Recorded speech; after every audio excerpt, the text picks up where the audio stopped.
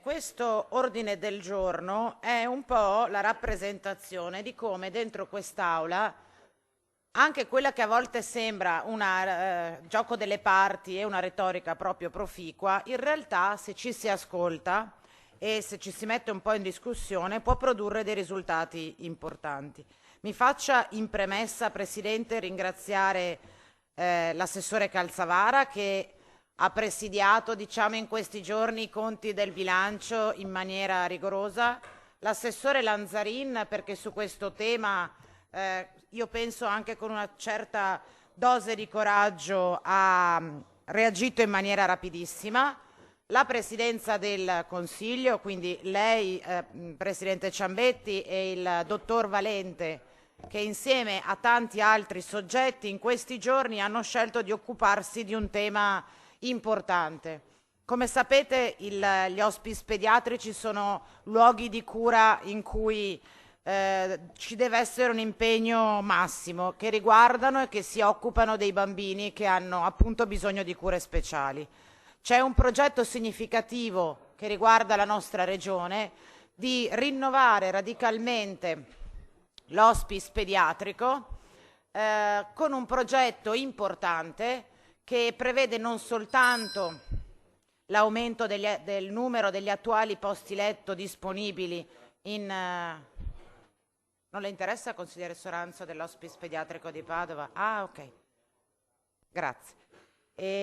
Dicevo, aumenta il numero di posti letto disponibili per i bambini che hanno bisogno di queste cure, ma è un progetto ancora più ambizioso che si propone di costruire un'area in cui ospitare ovviamente le famiglie di questi bambini che hanno bisogno, oltre a rivolgersi a una platea molto più vasta che va addirittura oltre i confini regionali e che interessa le persone che stanno nelle regioni a noi vicine.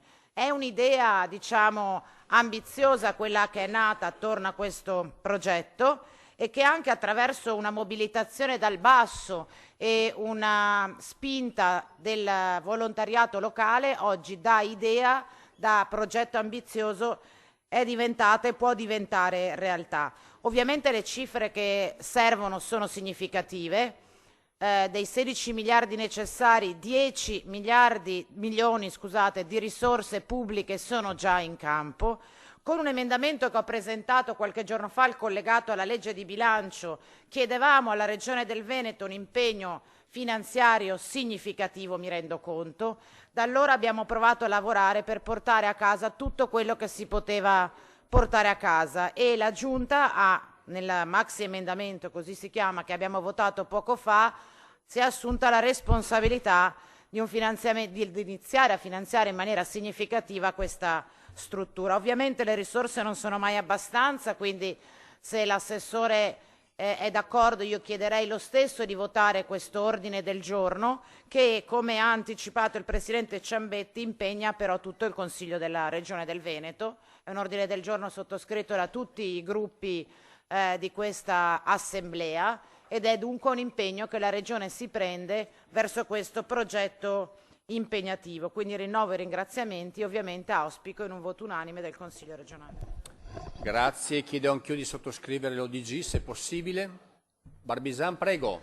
Ma solo, Presidente, velocemente per chiedere la sottoscrizione, faccio parte del gruppo misto e quindi se viene accettato, grazie, per chiedere la sottoscrizione di un ordine del giorno così importante, insomma, e così pregnante per la nostra regione. Grazie.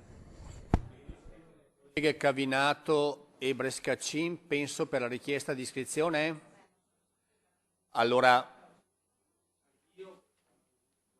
c'è qualche collega che non vuole sottoscrivere l'ODG? Bene, quindi se la proponente è d'accordo, tutti i presenti in aula chiedono la sottoscrizione all'ODG. Soranzo? Anche? Ok. Metto in votazione l'ODG 116, aperta la votazione.